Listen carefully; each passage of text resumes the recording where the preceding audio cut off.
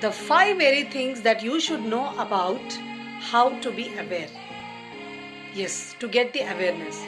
Hello friends, this is Priyanka and I am now going to tell you the 5 things which are the best things where you can develop your awareness to get more and more clarity in decision making or whatever the thing you wanted to achieve in your life.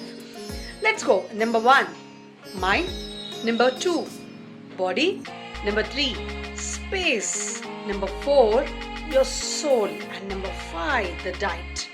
These are the 5 important things and essential where you have to follow or you have to know about awareness or to get awareness, to be aware of everything whatever you wanted to.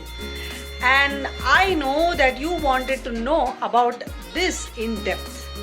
And I will welcome you into this platform, Shubhvardan, to know many more.